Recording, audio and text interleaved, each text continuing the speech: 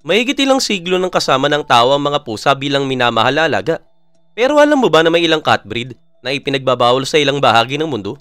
Kadalasan ito ay dahil sa pangamba sa kaligtasan o kalusugan ng hayop o dahil itinuturing silang delikadong alagaan. At sa ngayong araw na ito ipapakita namin sa inyo ang 20 sa pinaka-ipinagbabawal na lahi ng pusa sa buong mundo. Pero bago natin simulan yan, kung bago ka pa lamang sa aming channel, huwag mo sana kalimutan na mag-subscribe para naman lagi kang updated sa mga ganitong uri ng video. Number 20. The Savannah Cat. Ang Savannah Cat ay isang hybrid na breed na ipinagbabawal sa ilang lugar dahil sa pagiging malapit ito sa mga wildcat. Galing ang exotic breed na ito sa pinaghalong African Serval at Domestic Cat, kaya naman nagmana ito ng ilang wild na katangian. Makikita sa kanila ang mahabang paa, malalaking tenga at spotted na balahibo, pero higit pa dyan, maaari rin nilang taglay ng ilang asal ng kanilang wild ancestor tulad ng pagiging territorial at ang pag-i-spray ng ihi para markahan ang kanilang teritoryo. Ipinagbabawal ang Savannah Cat sa ilang bansa dahil maaari raw silang magdulot ng panganib sa publiko o sa lokal na wildlife. Bagsak man sa bihira ang insidente tulad na lang noong 2012 na kung saan may isang Savannah Cat na nakataka sa Stanford, Connecticut at inatake ang aso ng kapitbahay. Ang ilan sa mga bansang bawal ang Savannah Cat ay Australia, New Zealand at Cyprus. Pati na rin ang ilang estado ng US tulad ng New York, Georgia at Hawaii. Sa ilang lugar naman, pinapayagan sila pero kailangan ng permit o dapat laging nasa loob ng bahay. Number 19. The Scottish Fold Cat. Ang Scottish Fold ay isang uri ng domestic cat na kilala dahil sa kakaiba nitong folded ears. Dahil dito, marami ang nahuhumaling sa breed na ito sa buong mundo. Pero sa kabila ng kasikatan nito, ipinagbabawal ang pusa na ito sa ilang bansa dahil sa seryosong issue sa kalusugan ng mismong pusa. Ang kakaibang anyo ng kanilang tenga ay bunga ng isang genetic mutation na nakakaapekto sa cartilage. At dahil dito, ang kanilang mga tenga ay nakayuko pababa at paunahan. Bagamat cute at kaakit-akit para sa marami, nagdudulot ito ng problema sa kalusugan. Ang mutation na ito ay maaaring magpalapot at mag-deform ng ear cartilage na umahantong sa matinding pananakit, pamamaga at infection sa loob ng tenga. Sa paglipas ng panahon, maaari itong mauwi sa osteochondrodysplasia, isang kondisyon na nagdudulot ng paninigas ng kasukasuan, arthritis at hirap sa paggalaw. Dahil sa panganib na ito, ilang gobyerno at animal welfare group na ang nagpasya na iba ng pagbreed at pag-aalaga ng Scottish Fold para hindi na kumalat ang mutation. Kasama sa mga bansang nagbabawal dito ang ilang bahagi ng Europa tulad ng Denmark at Germany. Number 18. Chinese Mountain Cat. Ang Chinese Mountain Cat ay isang protected species at illegal itong hulihin, ipagbili o alagaan bilang pet para sa karamihan ng bahagi ng mundo. Isa itong maliit na uri ng wildcat na matatagpuan sa matataas sa kabundukan ng China, particular na sa Qingling at Minshan Mountains. May kulay itong sandy brown na may maitim na spot, maikling buntot at bilugong tenga na may puting balahibo sa likod. Kilala ito bilang isang solitary at napakailap na hayop na kadalasang nanguhuli ng rodents at maliliit na mammals para mabuhay. Itinuturing itong vulnerable species dahil tinatayang mas mababa sa 10,000 na lamang ang natitira sa wild. Ang pinakamalaking banta sa Chinese Mountain Cat ay ang pagkasira ng tirahan dahil sa mga gawaing pantao tulad ng logging, agriculture at mining. Dagdag pa rito, nanganganib din silang mahuli dahil sa kanilang balahibo na ginagamit naman sa pananamit at decoration sa ilang bahagi ng China. Dahil dito, kabilang sila sa Class 1 Protected Species, ang pinakamataas na antas ng protection sa bansa. Number 17. Canadian Lynx. Ang Canadian Lynx ay isa sa mga pinakanakakatakot na wildcat dahil sa kakaiba nitong malaking paa na nagbibigay daan para makalakad dito sa makakapal na snow nang hindi lumulubog. Sa katunayan, maaari ring doble ang lapad ng mga paa nito kumpara sa ibang mga pusa. Isa itong medium-sized wildcat na native sa mga kabundukan ng North America, kabilang na ang Canada at Alaska. Malapit ang lahi nito sa Eurasian Lynx at hiwalay itong species kumpara sa bobcat. Mahalaga ang Canadian Lynx sa ecosystem dahil isa itong pangunahing predator. Kadalasan, ang snowshoe hares ang pagkain nito pero kaya rin itong manghuli ng rodents at ibon. Ang balahibo naman ito ay nagbabago ng kulay depende sa panahon, kaya mahusay itong nagtatago sa malamig at nyebeng mga lugar. Bagamat itinuturing na stable ang kanilang population, nanganganib pa rin dahil sa pagkawala ng tirahan dulot ng mga activity ng tao. At dahil dito, legal na protektado ang species sa maraming bansa at illegal silang alagaan bilang pet. Number 16, Suncat. Ang suncat na siyang kilala rin bilang desert cat ay isang maliit na wildcat na matatagpuan naman sa mga disyerto ng North Africa, Middle East at Southwest Asia. Sanay na sanay ito sa matinding init at tuyong kapaligiran at kadalasang nanguhuli ng maliliit na rodents at hares para mabuhay. Sa Saudi Arabia at UAE, itinuturing itong rare at protected species kaya mahigpit na ipinagbabawal ang pangangaso sa kanila. Marami ring lumang alamat ang naglalarawan sa suncat bilang isang makapangyarihan at napakailap na creature. Kayang mabuhay ng suncat sa napakababang oras sa init na umaabot ng halos 52 degrees Celsius nang hindi nagkakaroon ng heat stress. Isang bagay na hindi kayang tiisin ng karamihan sa ibang species ng pusa. Hindi rin kailangan uminom ng tubig dahil nakakakuha sila ng lahat ng moisture mula sa kanilang pagkain. Kaya kaya nilang mabuhay sa disyerto kahit walang mapagkukunan ng tubig. May kakaiba rin silang paraan sa paglalakad na nagbibigay daan para makagalaw ng mabilis sa buhangin nang hindi lumulubog, pero bihira silang makita.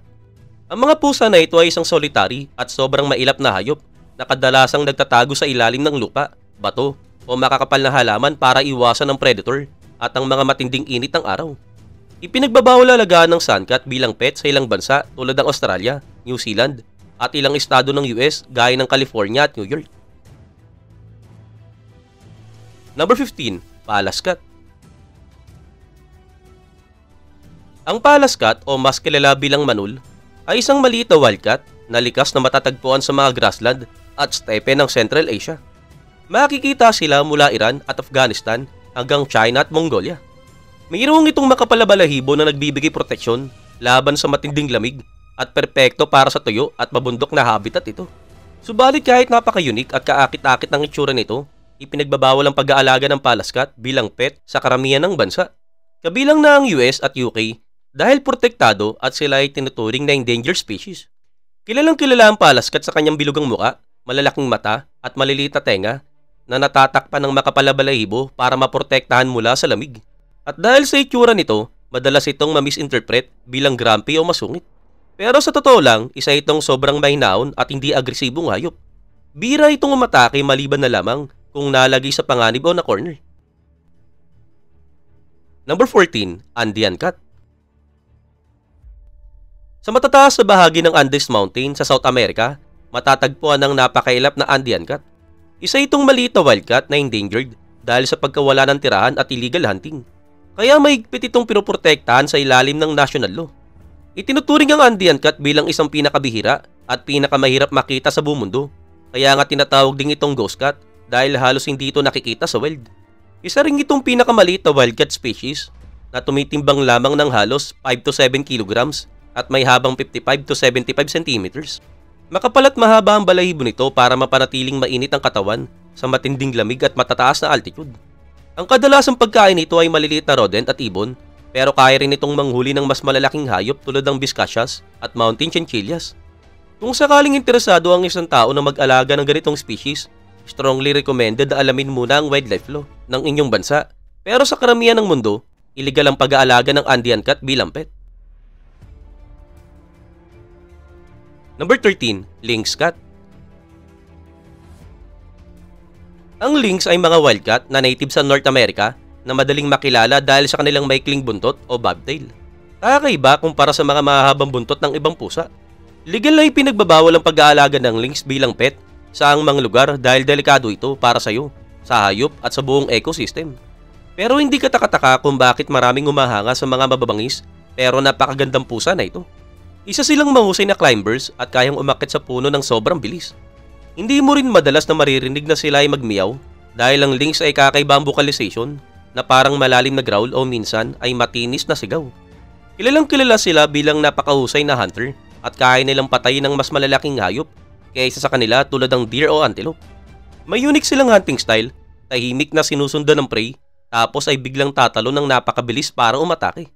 Kahit maliit sila kumpara sa ibang predator, ang lynx ay napaka-formidable at kaya ring ipagtanggol ang sarili laban sa mga malalaking hayop gaya ng coyotes at minsan pati oso. Number 12, Rusty Spotted Cat. Ang Rusty Spotted Cat ay isang pinakamaliit na species ng pusa sa buong mundo. Karaniwang itong may habang 14 inches at timbang na humigit kumulang 1.5 kg lamang, kaya sobrang liit at sobrang cute itong tignan. May kakaiba itong balahibo na puno ng maliliit na rusty brown spot na nakakalat sa buong katawan. Ang mga hayop na ito ay nocturnal, kaya mas aktibo sila sa gabi, at dahil sa bilis at liksi nila, madali nilang nahuhuli ang maliliit na hayop tulad ng rodent, ibon at mga insekto.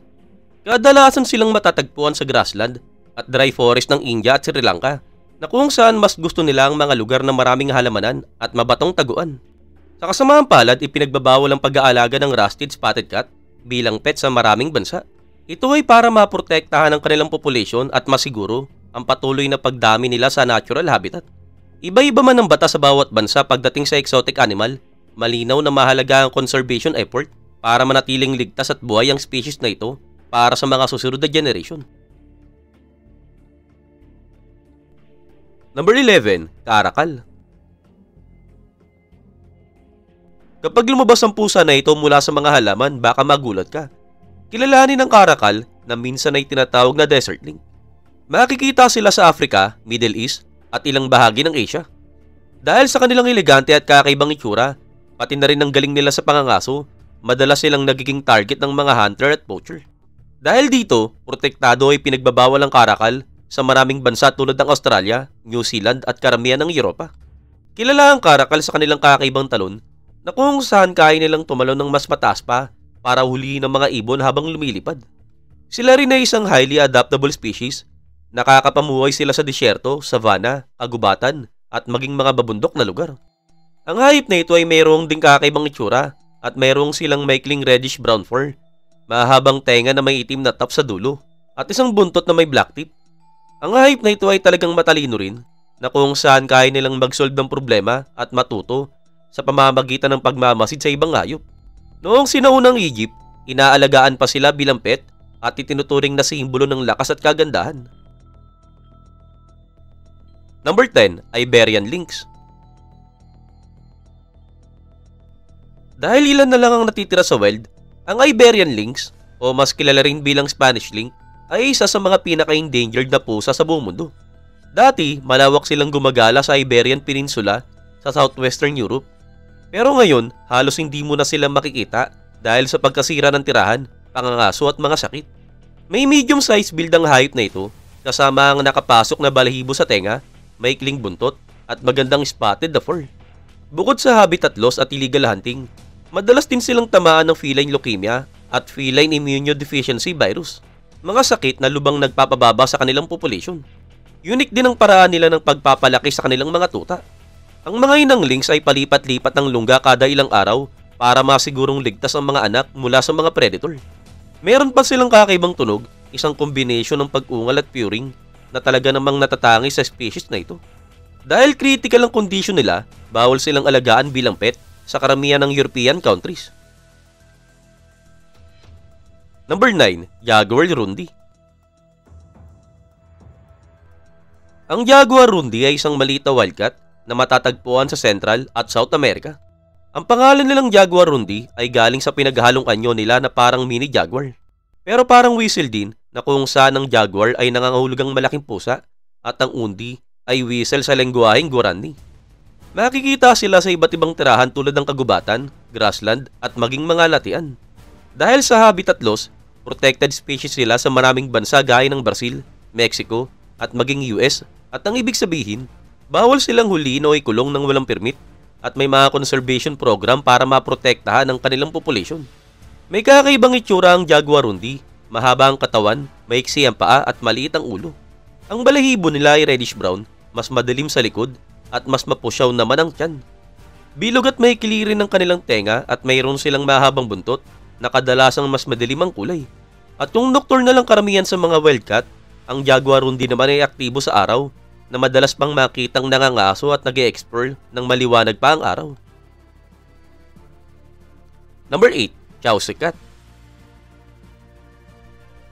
Ano ang mangyayari kapag pinaghalo mo ang domestic cat at isang jungle cat? Ang sagot ay Chausi. Sa mga bansa tulad ng Australia at New Zealand, hindi kinikilala ang breed na ito, kaya bawal itong i-import o alagaan. Sa ilang lugar naman tulad ng India, Egypt at Turkey, protektadong species ang jungle cat, kaya illegal ding manghuli o mag-alaga ng kahit hybrid tulad ng Chausi. Pero pag-usapan natin mismo ang hayop na ito. Kilala ang Chausi dahil sa wild-looking appearance, matipuno ang katawan, may striking na spot at stripe, at may presensyang talagang kahawig ng mga pusa sa gubat. Ang isa pa sa kakaiba sa kanila, mahilig sila sa tubig. Madalas silang maglaro, maligo o kahit mag-swimming sa pool. Matalino rin sila at kayang sanayin na kung saan maaari silang turuang gumawa ng tricks o maglakad gamit ang leash. Pero dahil malakas ang hunting instinct nila, lagi silang nagdadala ng regalo sa kanilang mga amo, madalas mga maliliit na hayop tulad ng daga o ibon. Number 7. Ocelot. Ang ocelot ay isang maliit pero napaka-eleganting wildcat na matatagpuan sa Central at South America. Dahil sa protected status nila, bawal silang gawing alaga sa maraming bansa, kabilang na dito ang United States. Kahit kakit-akit ang itsura nila, kailangan mong tandaan na sila ay wild animals. Sobrang lakas nilang magmeow, madalas din silang sobrang mag-growl, at hindi silang madaling turuan, kaya delikado at hindi practical na gawing pet. May napakagandang quote ang ocelot na puno ng spot at stripe na tumutulong para makapagtago sila sa natural na kapaligiran. Sila ay medium size, mahaba ang mga paa, mahaba rin ang buntot, at napakahusay na umakyat at mangaso. Kadalasan kumakain sila ng rodent, rabbit, ibon, reptile, at minsan pati mga isda. Ang kakaiba pa rito, mahilig silang maglaro ng mga stick at minsan ay parang aso kung kumilos kapag nag-e-enjoy. Number 6. Fishing cat. Karamihan ng tao, alam na ayaw ng pusa ang tubig. Pero pag nakita mo ang susunod na species na ito, ibang usapan na. Ito ang fishing cat, isang pusa na halos ginawa para sa tubig. Kilala sila na semi-aquatic lifestyle at kahusayan sa paghuli ng isda. Mayroon silang partially web pose na kaya nilang lumangoy ng mabilis at maglakad sa mga putikan at marshland ang hindi lumulubog. Ang mga pusa na ito ay talagang eksperto sa paglangoy at madalas pa silang sumisisid para manghuli ng isda, alimango at iba pang hayop sa tubig. Matatagpuan sila sa Southeast Asia, lalo na sa mga wetland at mangrove forest ng Bangladesh, India, Sri Lanka, Nepal at Thailand. Ang balahibo nila ay reddish-brown na may itim na spot at stripe, kaya perfect silang mag-blend in sa kapaligirang basa, madalim at puno ng halaman. Pero kahit semi-aquatic sila, wild animals pa rin ang ugali nila. Kilala silang solitary at mas gustong mag-isa at pinaka-aktibo sa gabi at doon sila lumalabas para manghuli. Number 5. Marbled cat. Kung akala mo wala nang mas kakaiba pa, ito ang marbled cat. Ang maliit na wildcat na tinatawag ding tree tiger. Makikita sila sa Southeast Asia tulad ng Thailand, Cambodia, Malaysia, Indonesia at pati dito sa Pilipinas. Bihira silang makita sa wild dahil mahiyain sila at bihirang magpakita sa mga tao. Ang coat nila ay dark brown o gray na may kakaibang marbled pattern na parang pinaghalong spot at wavy stripe kaya ang ganda nilang tingnan. Expert climber din ng marbled cat. Halos buong buhay nila ay nasa puno at doon sila nanguhuli, nagpapahinga at umiiwas sa mas malalaking predators. Dahil sa husay nila sa pagsampa at pagtalon sa matataas sa sanga, tinawag din silang tree tiger. Malaki ang mata nila at mahaba ang whiskers, kaya perfect ang night vision at pakiramdam. Mahaba at slender din ang katawan pero agile at talagang sobrang balanse. Lalo na dahil sa bushy tail na nagsisilbing stabilizer kapag naglalakad sila sa mga sanga. Sa kasamaang palad, vulnerable species na rin sila sa ngayon. Unti-unti nang lumiliit ang population nila dahil sa pagkawala ng tirahan at illegal hunting. Kaya mahigpit silang pinoprotektahan ng iba't ibang conservation group. Number 4. Bengal cat. Ang Bengal cat ay isang hybrid na breed na nakuha mula sa pinaghalong Asian leopard cat at mga domestic breed tulad ng Siamese o Persian. Ang resulta, isang pusa na mukhang galing sa wild na may spotted na coat, muscular na katawan at may tindig na parang maliit na leopardo. Kilala ang Bengal sa pagiging sobrang active, playful at matatalino. Hindi sila mga pusa na kontentong nakahiga maghapon. Kailangan nila ng mental at physical stimulation para maging masaya. Mahilig silang makipag-interact sa amo, maglaro ng puzzle toys at gumamit ng scratching pose. Isa ito sa mga dahilan kung bakit sobrang popular sila bilang mga pet. Pero kahit sikat sila, bawal ang Bengal cat sa maraming lugar sa mundo. Sa Hawaii, bawal ang lahat ng exotic pet, including Bengals. Sa Connecticut at New York, kailangan ng special permit para mag-alaga at minsan outright ban pa rin sila. Sa Australia at marami pang European countries, itinuturing pa rin silang wild or exotic, kaya naman mayroong mahigpit na kondisyon bago payagang mag-alaga. Kahit sa mga bansang pinapayagan ng Bengal Cat, may mga rules pa rin. Madalas, kailangan ng pusa ay 5 generation ng hiwalay mula sa kanilang wild ancestor bago sila ituring na legal na pet. Isang pusa man sila sa bahay pero hindi mo may kakaila, nananatili pa rin ang dugo ng wildcat sa kanilang galaw, itsura at ugali. Number 3. Black-footed cat. Ang black-footed cat ay isa sa mga pinakamaliit na wildcat species sa buong mundo. Kapag adult na, kadalasan ay tumitimbang lang sila ng 2 hanggang 4 pounds na parang mas maliit pa sa ordinaryong pusang bahay. Makikita sila sa Southern Africa, lalo na sa Namibia, Botswana at South Africa. Hindi sila karaniwang inaalagaan bilang pet, illegal talaga ang magmay-ari ng ganito. Sa Estados Unidos, itinuturing silang non-domesticated species kaya bawal silang iposes ng walang special permit. Ganon din sa ibang bansa gaya ng Europa at Asia na kung saan classified sila bilang exotic wildlife. Pero ang talagang nakakabilib dito, ang black-footed cat ay mayroong pinakamataas na hunting success rate sa lahat ng pusa na umaabot sa 60%. Ibig sabihin, halos lahat ng sinusubukan nilang huliin ay tagumpay. Nocturnal sila kaya halos buong gabi ay hunting mode. Magaling silang mang-ambush at daang-daang lumalapit sa mababang posisyon bago biglang susugod para kunin ang prey. Bukod sa pagiging elite hunters, napakahusay din nilang tumalon at umakyat. Kaya nilang tumalon ng hanggang 6 na beses ng haba ng katawan nila mula standing position. At maliit man ang katawan, pero isa sila sa mga pinakamapanganib at pinaka-efficient na predator sa wild.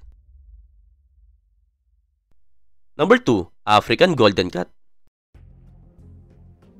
Ang African Golden Cat ay isang medium-sized wildcat na matatagpuan naman sa makakapal na kagubatan ng Central at West Africa mula Senegal hanggang Kenya.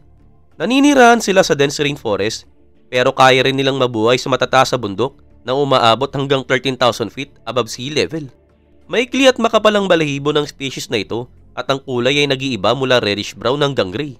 Kakaiba rin sila kumpara sa karamihan ng pusa dahil minsan ay naghahan sila ng magkapares o kasama ang pamilya at hindi laging solo. Magagaling silang umakyat at madalas nagtatago sa matataas na sanga para umiwas sa mga predator at maka-ambush ng prey. Sa kasamaang palad, iilan na lamang ang natitira sa wild. Dahil sa pagputol ng kagubatan at pang-aabuso, ang population nila ay patuloy nang bumababa. Classified silang near threatened at mahigpit na protektado ng batas sa karamihan ng bansa na tirahan nila. Sa US, Europe at ilang bahagi ng Asia, bawal o may mahigpit na restriction bago makapag-alaga ng ganitong species. Number 1. Serval Cat. Ang serval cat ay isang small to medium-sized wildcat na matatagpuan naman sa mga savanna at grassland ng Africa. Kilala sila bilang mga expert hunter na kayang manghuli ng antelope, hares, at iba pang maliliit na hayop sa disyerto ng Sahara. Ang isa pa sa pinakakapansin-pansin sa kanila ay ang sobrang hahaba nilang mga paa na hindi proportion sa laki ng katawan. Dahil dito, kaya nilang makita at maabot ang mga hayop na nakatago sa mataas na damo. Mayroon din silang pinakamalaking tenga sa lahat ng species ng pusa, kaya sobrang talas ang pandinig nila. Minsan, sapat na sa kanila ang marinig ang tunog ng maliit na galaw para malaman ang eksaktong location ng prey. At hindi lang sila mabilis at matalino, kaya rin nilang tumalon ng higit 10 feet o 3 meters para dakmain ang ibon sa ere. Gayunpaman, may kakaiba silang hunting style, lalo na sa paghuli ng rodent. Uupo sila ng tahimik, makikinig ng mabuti, at kapag narinig na ang tamang galaw, bigla silang tatalon mula sa itaas para huliin ang daga ng isang bagsakan. Pagdating naman sa pagiging alaga, ang serval ay kabilang sa mga exotic animal. Sa US, iba-iba ang batas depende sa state. May mga state na total ban, pero meron ding pinapayagan pero kailangan ng strict permit. At halimbawa, sa California, bawal alagaan ng serval, habang sa Alaska naman, pinapayagan pero kailangan ng permit. Sa iba pang bansa tulad ng India, United Kingdom at karamihan ng Europa, lubusan ng bawal ang pag-aalaga ng serval bilang pet dahil sa pangarib sa tao at sa wildlife. Kung may pusa ka ngayon, anong breed ang alaga mo at pangalan niya? Sa tingin mo ba, dapat bang iba ng ganitong klaseng mga exotic cat? Kung nagustuhan mo ang video na ito, pindutin mo lang ang like button. At kung gusto mo pa ng ganitong content, i-click mo lang ang susunod na video sa screen o bisitahin ang aming channel. Kaya naman muli, maraming salamat sa panonood. This is Noel Polo TV. See you on my next video.